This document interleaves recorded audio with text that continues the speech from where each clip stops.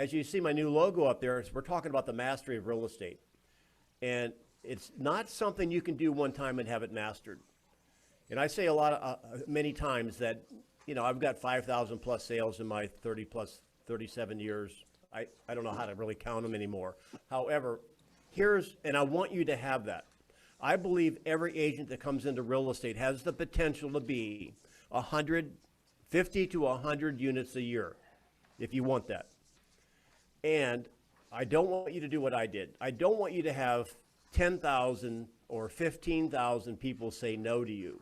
I don't want you to hold sympathy open houses weekend after weekend after weekend, thinking that maybe I will get lucky and sell the house. I want you to understand the physics behind what we do. So if you're relatively new to real estate, or even if you're not, this is one of those classes that and webinars I think you should have to watch more than one time, take repeatedly. Mark Benson's on the phone. He's one of the top agents in Naples, and he could teach this class, yet people like him are continually coming back because you're going to pick up different ways to think.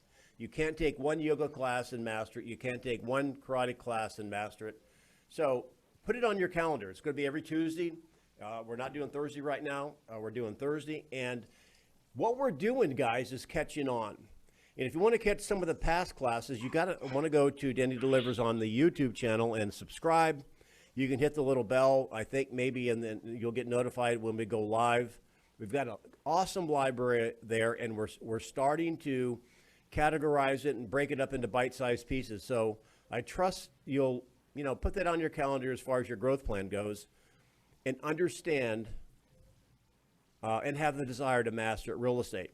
And what we're really talking about, and what I say, this is gaining some traction. I've been talking to some people at KWU and some other folks that are writing scripts. I got an email today that they want to sit down or actually Zoom in and talk about what we've been talking about since about March, and that is question-based, listening enhanced, conversational scripts.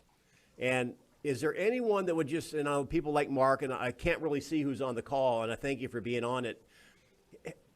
Have you guys discovered that even whatever level of experience you are in your real estate journey right now, that by taking these classes, you are becoming a little bit more astute in your thinking and question asking? Has anyone gained any prowess in that category over the last weeks or months you've been taking the class? And you can put it in the chat if you want to, or you can unmic yourself. Sonny, my director of growth, is there reading that. I appreciate that. Hey, Denny, Jeff Bennington. Yeah, I just wanted to let you know that it's every day now I'm conscientious of asking questions and learning what the real issue is. And in our script practice, we're thinking more about asking questions and practice and asking questions. So this has been super helpful, and everybody feels like it's a huge benefit. Well, thanks. And I think this Friday I'm going to come into your group. Is that right, Jeff? Yeah, that's right. Yeah, we're working on the buyer side, so we're thinking maybe buyers that are on the fence, just kind of showing our class how you would handle that through questions. Sure. What's the byproduct is, and I'm going to ask you the second part of the question is, and Jeff was sharing that his questions are getting better and better and better. The interesting thing for me in my growth of this over the last 8 months. There's a towel on the bed. Is I'm getting better at listening. And if you notice, if you start asking questions, you will naturally become a better listener versus just using a script. Now, would anyone admit and put in the chat, or you can unmic yourself and just let us, have you noticed that your listening skills are improving because your questions are improving? And Sonny, if somebody puts it in there, just let me know. I'll just hesitate here a second in case there's somebody that wants to chime in. Yeah, this is. Go ahead. I'm sorry. No, you go ahead. I'll read it after. No, I was just saying that I'm a solo dude, but there's no question getting to the bottom line, cutting through the BS. It's definitely honing in on those skills, what you're providing everybody. Thank you. Sonny? Rick Henderson said, yes, it has raised my awareness of the importance of questions, and it's not as intimidating, improving listening skills. Barb McDonald said yes, learned finesse with scripts, question-based connecting. It's all helping me become more efficient with listening, language, and conversations. And then Jeff Pennington said yes. Yep, awesome. And if the studio looks a little bit different, I'm in my wife's market center in Scottsdale, Arizona, and that's where I'm coming to you from. Next week, I'll be back in Fort Myers. This is a new slide. I just added to it a little bit. And to help people that basically, this in essence capsulizes what you guys are learning and other agents are attempting or maybe want to learn. When somebody pulls over and says, I'm lost. Now you're the gentleman outside the car. Now imagine what's going through his mind when someone says, I'm lost. Imagine this is a real estate scenario when somebody basically says, hey, look, I'm thinking about selling my house. I may want to buy a house. What they're looking for is information.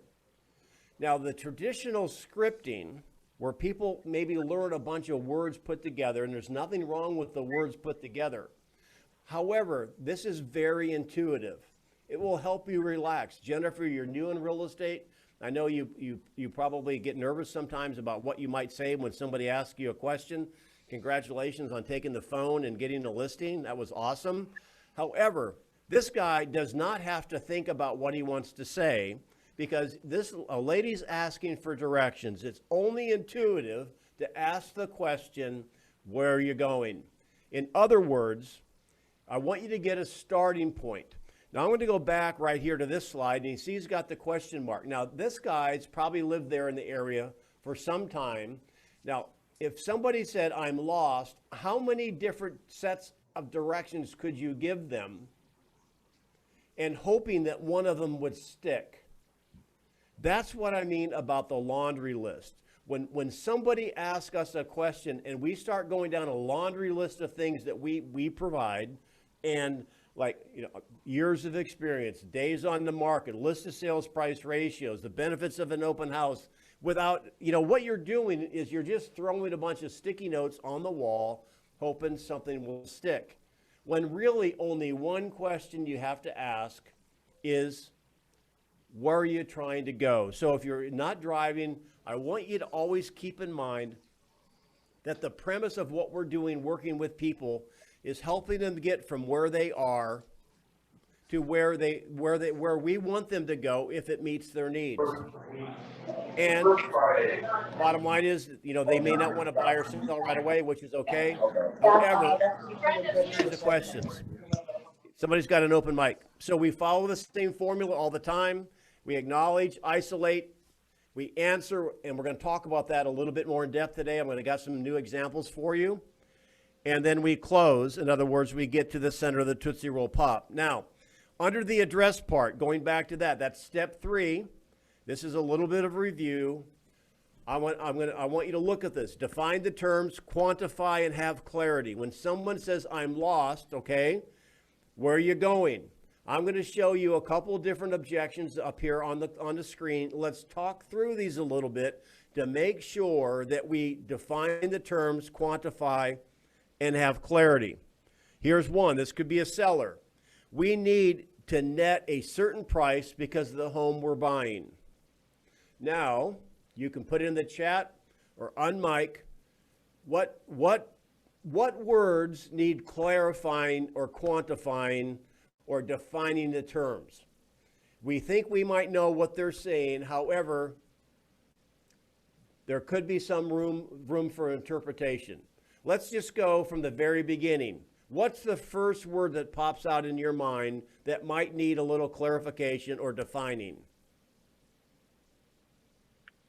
The price.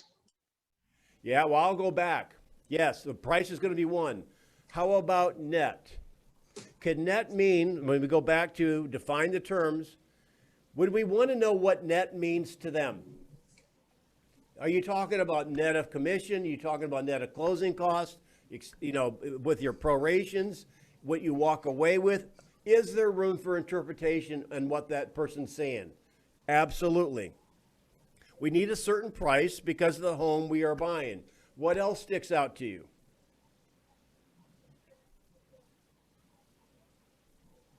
What else would you want to know to clarify this? How much the home that they're buying is? Yes, absolutely. Where are they going? How much is the home? Have you started shopping there yet? How did you arrive at that price range? You see, by layering the questions and gaining more understanding, is it possible if I wanted to move to Reno that I may not really know all the areas yet? And so in my mind, I'm thinking I need to net a certain price here to afford the home in Reno. Now, may I be wrong or right on that? Yeah, maybe I'm not right on that. So you want to get clarity so you can handle. Many agents, when they hear net, they're just going to go ahead and want to tackle that objection, and we'll come back to it here in a second, without gaining clarity. So you kind of see what we're doing. I've just got a couple more of these to work on. How about this one? This is a buyer. This could be a buyer saying this. We really like the home, but don't feel comfortable making an offer until we see more homes. No, in no sense order. What boils to the front of your mind about what you might want clarity on or to quantify? How many homes do you need to see before you can make a decision? What an excellent question, right? What else sticks out? What is it that doesn't make you feel comfortable about this current home right now? Yeah, I mean, when you say, I don't feel comfortable, that's kind of a nebulous statement, right? Does anybody see something else? You guys are getting it. All right, awesome. If you find a home that you love, it's going to be gone in the next day or two. Well, okay, and in the form of a question, how will you feel if that happens? Right. Right? What do you like about the home? There you go. And here's my point, you guys. Did any of those things you just said, getting clarity, quantifying, etc., have anything to do with a script? No. No. No script. What we're doing is that's like saying I'm lost. Well, where are you going?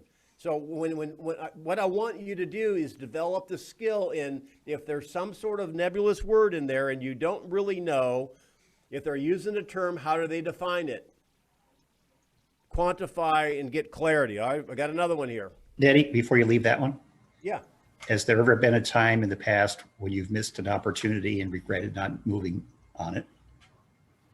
Ooh, that's a great question. Well, all right, just role play with me, Mark. Well, yeah, there was this girl in high school that, I think I could ask her out, and I didn't, and probably was a mistake. So how would that have changed the next couple of years for you? You want me to give you a better example than that? Okay. Well, that could be one. Well, yeah, I mean, yeah. Why do you ask, Mark? So this time might be like that time. There's opportunity right here in front of you. And by taking additional time to look at more properties, this property could be gone. How would you feel about that? Well, we're only talking about looking at 3 or 4 more homes, Mark. I'm sure probably we'll have that done in an hour or two. You think that's going to make a world of difference? Today's market, it may or may not. And I'm happy to do whatever makes you most comfortable. I just want to make sure that you've taken that into consideration. See, that's the real pro handling that, all right? Any other discussion on that? I don't know how I could do that any better. Notice There's when I another ask you- one. What are your top 3 must-haves in a home, and does this home fit those? Okay, I'll play along. Must-haves are going to be at least on a cul-de-sac, and we need 4 bedrooms, and the bonus room is a must, and it basically has to have at least 3,000 square feet. So it does have those 3 must. Shifra Stern, do you want to role play with Denny on that? Sure. Where are you going with? Where are you taking me? So, yes, it has the must.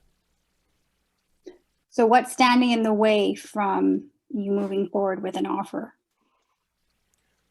Well, we like the home, but don't feel comfortable making an offer until we see more homes.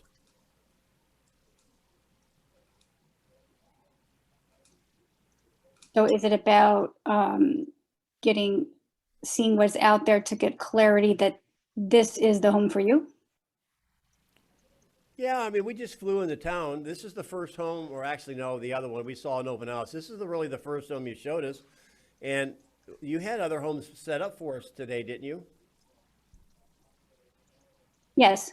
So how many homes do you need to see to get that clarity to be comfortable to move forward with an offer on this home that fits your must-haves?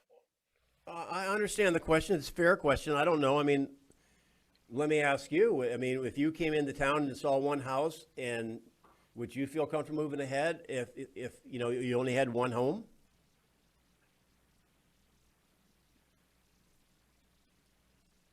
I hear you. I don't want to. So hey, listen, I'm only. I don't want to trap you or anything. I want to see what you want. If you want to continue, it's okay. Or if you want to tag off to somebody else, it's okay too. This is just.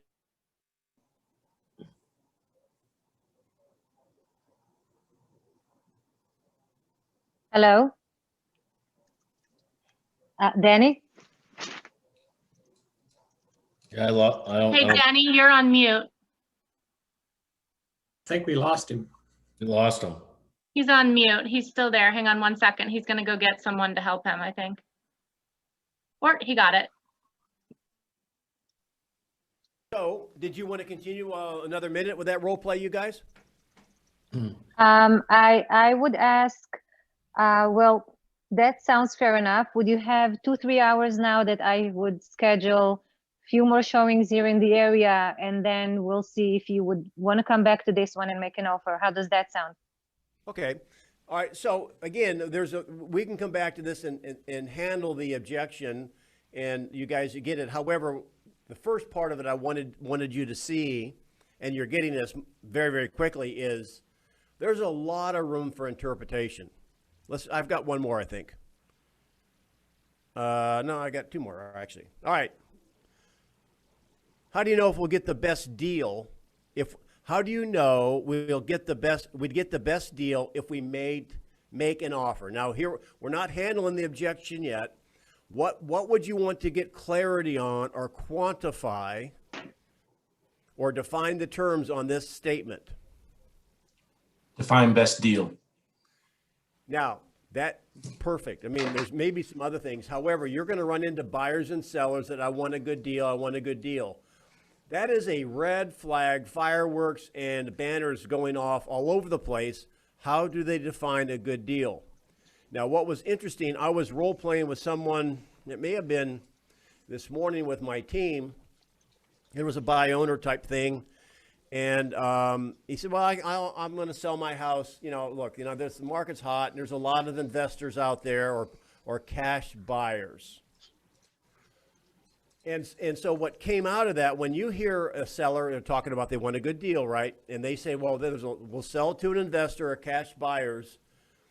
How would you define that a little bit clearer, or put things in perspective for that particular seller who's looking for investors or cash buyers?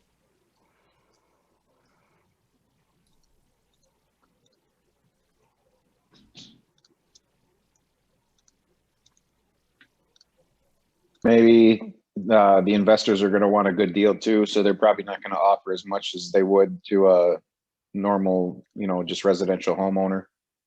There you go.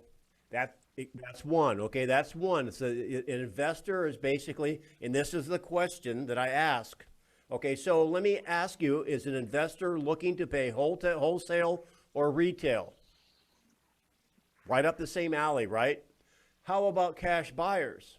Now, do cash buyers exist in the marketplace? Yes. So do they expect to pay a premium for property because they're cash buyers, or do they basically expect some sort of concession? So this is clearly when someone says, I want the best deal if we make an offer.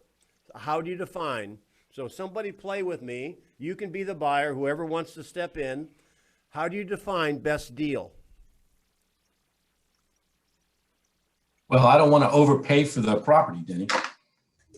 Okay, I get that. Now,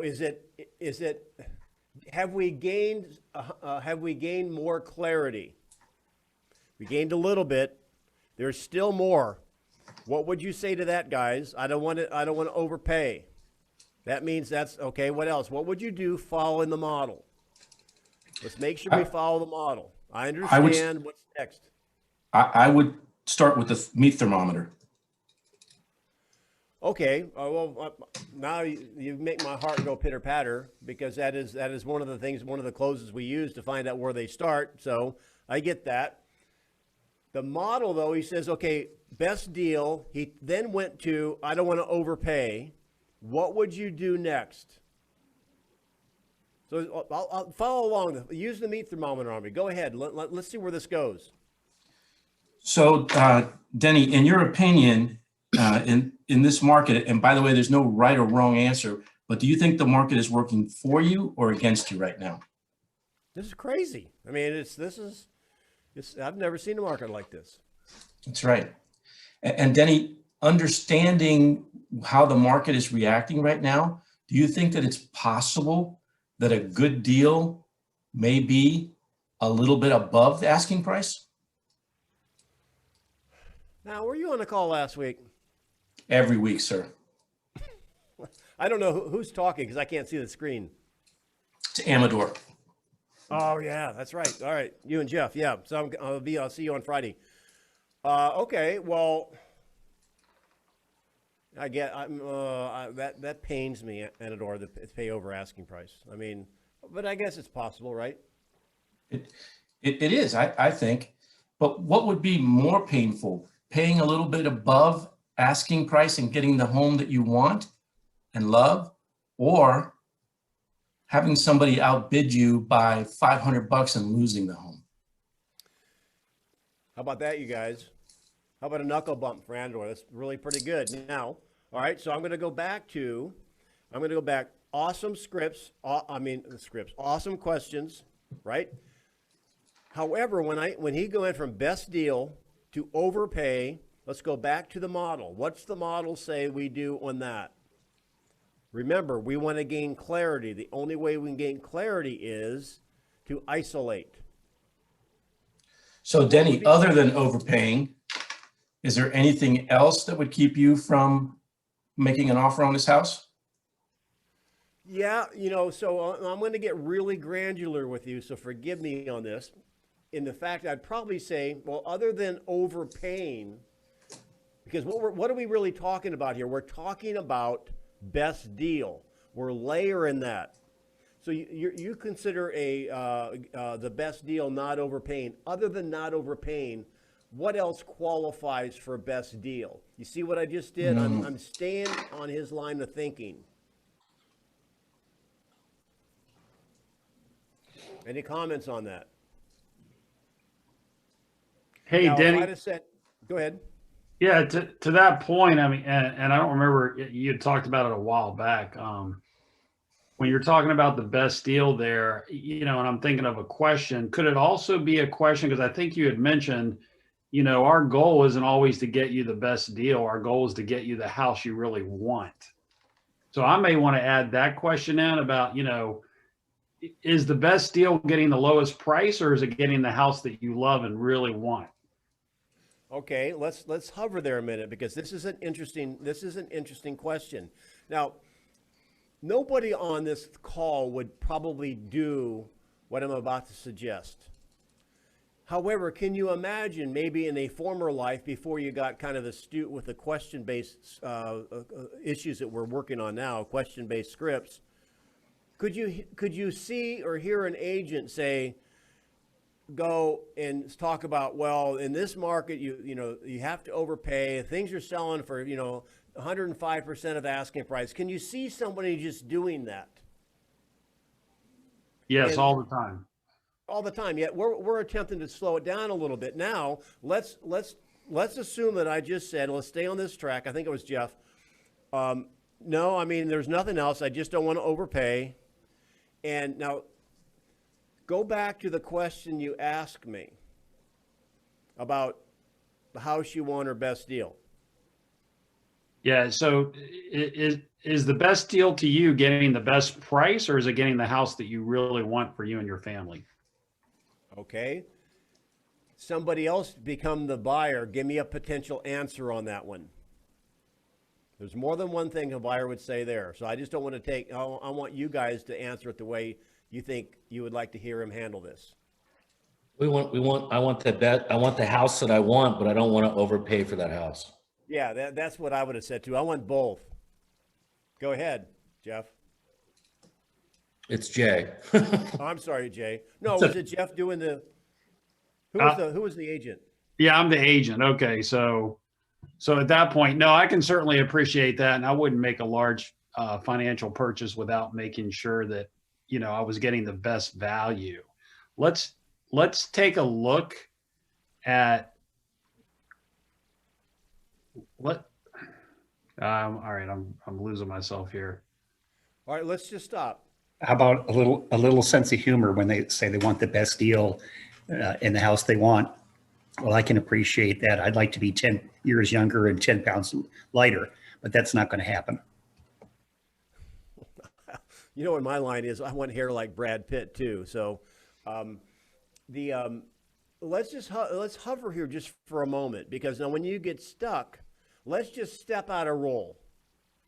Every time we're stuck is because we don't understand something. And I say this to my team all the time. I want you to start asking the question that you really need to know. And I don't think you've gotten to the center of the Tootsie Roll Pop yet. What is the main objection? I want the best deal. What does that mean to you? I don't want to overpay.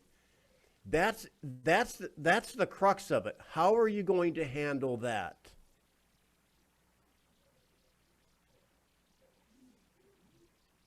I mean, you could clarify that, I guess. What does overpaying mean to you? All right, now you're drilling. Now you're drilling. What does overpay mean? All right, so just review. Jay, I'm going to come to you now because you're the buyer. How do you know? How will you know if you overpay, Jay? How will I know if I overpay? Yeah, you're the buyer. You don't want to overpay. How will you know if you do?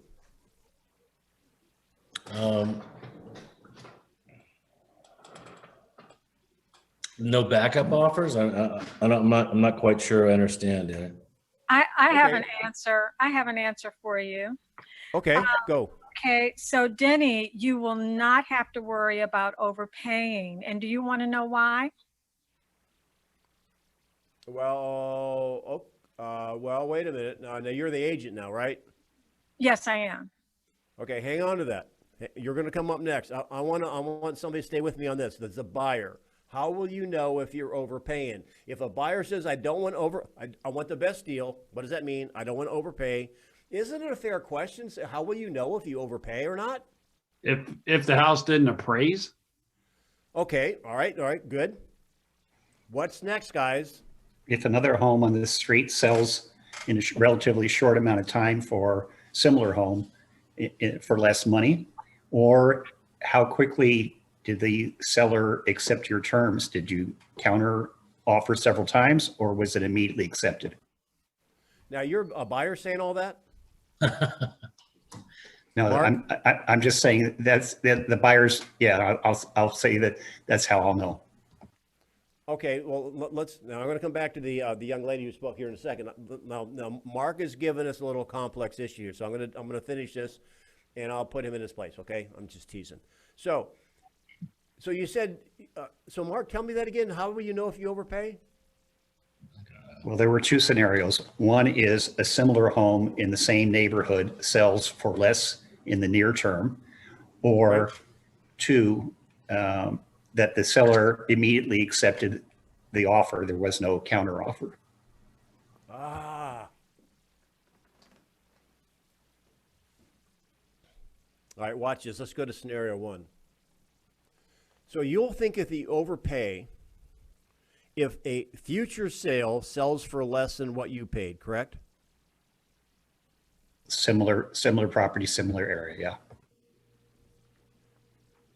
So if sometime in the future a similar home sells for less than you paid, you will feel that you overpaid. Yeah, I'm playing the role now. Yeah. That's okay. Because here, I don't want you guys ever to be knocked off center. Now I'm going to lead him down a road that, and basically he's going to get to a dead end. Okay. And what length of time would that be, Mark? 6 months. So all right, so I'm going to give you, now watch this. This is why I have the chess piece on my logo, because I'm going to move a pawn in order to get my bishop involved. All right, now how will you know it's a good deal, that you're not overpaying? I'm going to the other side of the question now. I'm going to come back in a second. So let's say that basically that we look at a house and you feel like, all right, I don't think I'm overpaying for that house. How will you know that? Well, following the same point of view, if another home in the same area, similar, sells for a higher price, then I'll know I've got a good deal. All right, now I'm going to ask you guys, do you guys see what's going on here? Somebody give me the scenario that what he's painting, and is it rational? He is not going to know if it's a good or a bad deal when he buys it. He will only know if it's a good or a bad deal in the future. Right. So And I think, Jenny, a lot of buyers and sellers don't want to feel like they left something on the table and that they're going to regret it or feel criticized by someone else, that they should have either waited or asked for more or accepted more. If I were doing a role play, and Mark, I love the sense of humor part, because I can have a sense of humor when someone says something like, well, you know, it's been on the market a while. I think we talked about this a week or two ago. Well, there must be something wrong with it. And, you know, I'll say, well, how old were you when you got married? Well, I was 27. Well, legally, you could have got married at what age? 18. So basically, there was 9 years. I mean, why did you wait 9 years? Was there something wrong with you? Or was it just timing? Now, you got to be careful doing that, right? I'm just giving you the drift of it. Now, by asking the questions like, okay, how do you define it? How do you know? The key in this particular one, I'm drilling down, so I know that I'm spending a little bit of time here. I just want you to understand, when you can kind of get to them and they have to say, I want the best deal, I don't want to overpay. Well, how will you know if you overpay? How will you know if you don't? And so that I would say that. So Mark, well, basically, if you're not going to know until 6 months in the future, what are you going to do? Right. Checkmate. Beautiful. Let's go to a second one, then we'll come back and I'll let the young lady handle the objection too. You said on basically if the seller accepts your offer without a counter? Immediately, yeah. All right, you guys, what term needs to be defined?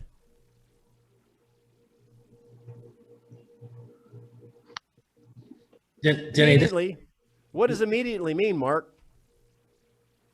Well, if I make an offer now and the response deadline is tomorrow morning at 9 and they accept my offer this evening, that's immediate for me. Okay. Now, I'm going to say something I've never said on this that I think is a great line. Do you know how you really, and this is a great line for a buyer, do you know how you really know that you made a great offer to a seller? I mean, you really made a really good offer for your benefit. Do you know how you know that? They accept it. No, well, it's an offer they really don't like, yet they don't want to let it go. So if... That's truth. It is truth, isn't it? Now, right now, we're not seeing a lot of that in this market, right? We're not seeing that. However, in a normal market, that happens. They're not happy with the offer, yet they don't want to let it go. So, Mark, are you saying then, if you make an offer and you give them until tomorrow and they decide to say they want to move forward tonight, that would be a sign that you overpaid? Perhaps. that there was more negotiability left in it. Could there be another reason why the sellers basically responded that quickly?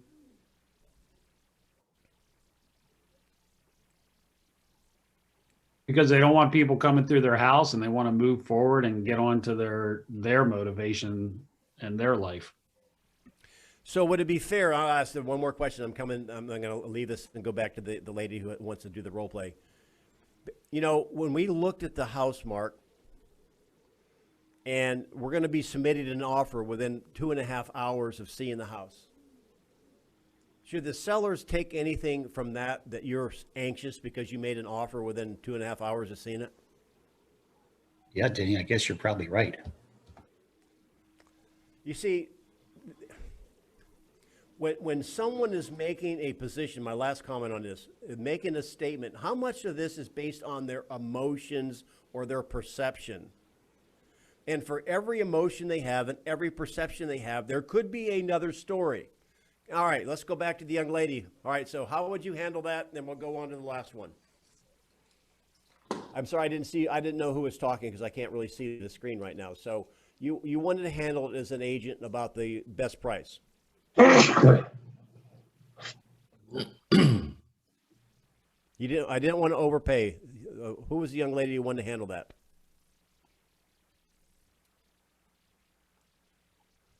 We passed that. Last one. How do we know this is the right price?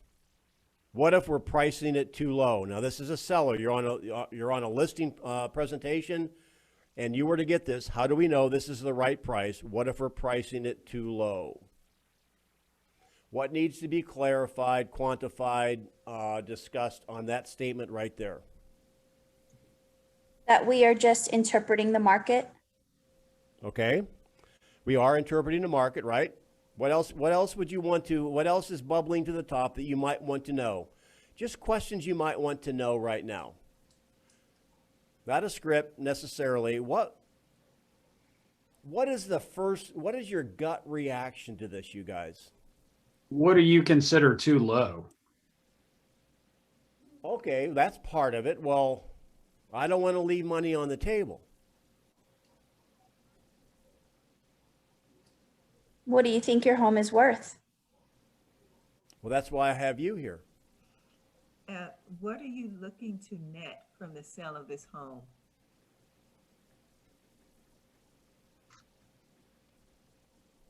Come on, guys. There's no such thing as pricing it too low. If it's priced too low, then it's going to come up with bids. What are you looking to net from this home, from the sale of the home? Okay, well, Reasonable. I would probably say if a seller's worried about pricing it too low, what do you want to net? Well, I mean, I want to net the top dollar. Maybe is what do you consider the right price? What does that mean to you? What does the right price mean to you? Well, okay, the right price is, I'd like to be able to get everything the market will bear on this particular home.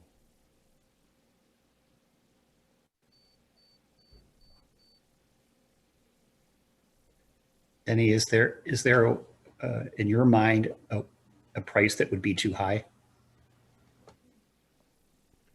Well, I mean, you're suggesting, I mean, we're looking at the market now, Mark. You see the comps that are all in the $700,000 range. I would guess probably $1 million would be too high. I want to make sure that we're not pricing it too low. Right. So can you see that there's a range of where prices sell for homes in your area, in your price range, built in your area, with the condition you have and the views you have, the amenities you have in your neighborhood? They're generally selling between $700,000 and $750,000 in the past year. Okay. And so pricing it right is an important factor. If we price it too high, we'll have fewer showings. And if we price it too low, we may not capture all the potential buyers. So pricing it sort of right in the middle is where we're likely to get the most number of offers. Can you see how that might benefit you? Well, yes and no. I mean, obviously, I don't want to price it too high, I guess. Although, let me ask you, Mark, is the market going up or down? So today it's going up. I can't tell you what is going to happen in the future. Things could happen and change tomorrow. But in today's market, your home appears to be worth about 725. So if we price it at 725 or slightly above that, we're most likely to get the most number of offers and perhaps put a situation into a competitive market. Now, I'm talking to Mark, who's very well known and very well respected and a very successful agent. And again, there's a lot of ways to handle it, and I don't fault anything he just said. I want to go back, though, and as we are going to probably end about 5 or 6 minutes early today because I have to get out of here.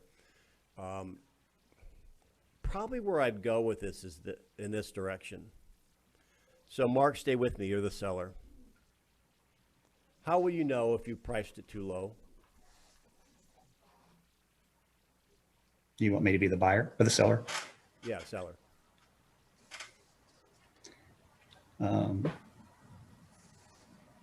If I've priced it too low, I'll probably find out after the fact. I won't know immediately.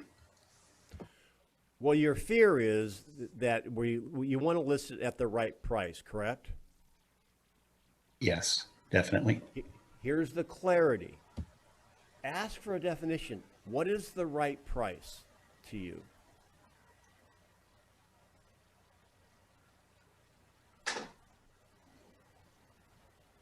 Well, in this case, it'd be probably 750. Okay.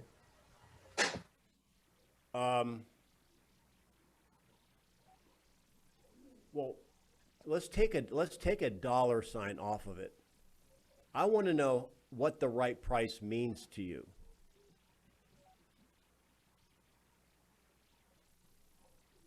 The price that draws buyers in and gets me multiple offers. Okay. Then if that's the case, and it's at 7, would you agree that your home is somewhere, the first number of your home market value, top market value, would have a 7 in front of it? Would you agree with that? Yes. So then if we listed it with 600, would we have multiple offers? Definitely. If we listed it at 500, would we have even more? Undoubtedly. You see what I'm doing, you guys? Now, I'm not saying every one of these questions would be asked all the time. I'm asking, I'm attempting to probably, I want to get into Mark's mind. Now, he and I probably have a different philosophy on pricing. We'll talk about that in a second. However, he's a seller right now. He wants to price to get multiple offers. What I'm demonstrating is he could price it at $1, everything from $1 to something at 7 something, and get multiple offers. How do you know it's the right price? Because The right price is what someone's willing to pay for it. All right, now, so may I demonstrate how I would handle this, and it's just a little bit different than Mark, and I'm not saying Mark's wrong, so understand that, because he sells a lot of luxury homes, probably more than I do, definitely more than I do. So let's go back to what we talked about last week. So I'm going to deal with Mark right now about the right price. So Mark, you see this here, and basically every property has a price and there's a top market value, right? Now, yes. Do you want top market value or do you want something less than top market value? Top market value. I'm going to help him define right price. Then would you agree that the right price for a seller is probably the top market value? Generally, yes. Now, when you have a generally in there, that's a danger Will Robinson word. We'll explain that. Don't let it pass, because there's a reservation there somewhere. What do you mean generally? I mean, well, if the buyer has to sell something else that's not in the market yet, even though it's top price, it might not be the best offer. okay, fair enough. So, but if we get a contingency-free, solid, really good, in full Technicolor, top market value is probably about the best you can do, right? Right. So my point is this. Even in the market we're in now, the prices seem to be going up. We've already established that. This is how I'd handle it. So Mark, if we don't know where top market is until we expose it to the market. Now, for those who are on the call, you've heard me say that before. If you're new, don't be ashamed, because the top market value is not determinable until you expose it. And there's more than one way to find it. Mark's philosophy is a little bit different than mine, and I can't argue with it. It's just not what I use. If you price it low enough, you'll get multiple offers. It will be bid up. Will it be bid up to the green line? I don't know. I haven't been able to prove that right or wrong. However, imagine the conversation I use it this way, is that, Mark, if we don't know where the green line is, the only decision we have to make to find the right price, in fact, I'm going to say, listen, if we can agree on the right price for you today, are you willing to move forward with me? Yes. Okay. So if we don't know where the green line is, do you want to miss it below, which maybe it gets bid up to the green line, maybe not, or you might leave money on the table, or would you want to miss it above, in which case we're wrong? We can always come down. Where would you like to, what point would you like to begin?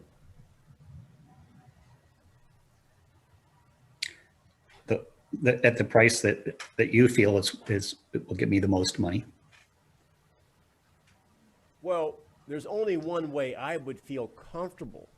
Like, for example, when you look at the comparables, and we looked at them, you went over them, they all have a 7 in front of them. The highest one was like 725 to 705 to 725. You agree with that, right? Yes. So you can do it either way. I just think that, and I would go into, I don't have the time to really go into it now on the buyer we're looking for. There's only 3 outcomes when you list a home. So if you were to price it at A, if you were to price your home too high initially, do you think the market would buy it or not? Possibly. Most likely, if you price it way too high, you're not going to have anybody looking at it. So outcome number 1 is low to no showings. Outcome number 2 is showings and no offers. Outcome number 3, it sells. So, for example, how soon do you need to have your home sold and closed, Mark? We'd like to sell this year. Oh my gosh, really?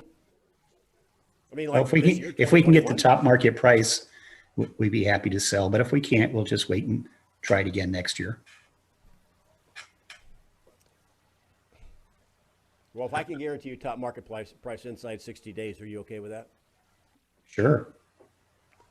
So again, my philosophy on doing it I would say, so if the comp, the highest comp was 725. Now again, the market's moving up. Go back to this green line here, see it's going up. Where do you feel comfortable positioning your home to begin with?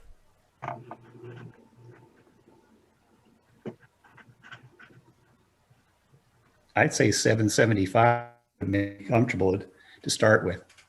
Okay, so if we were to agree on a price at 775, are you willing to move forward with me today?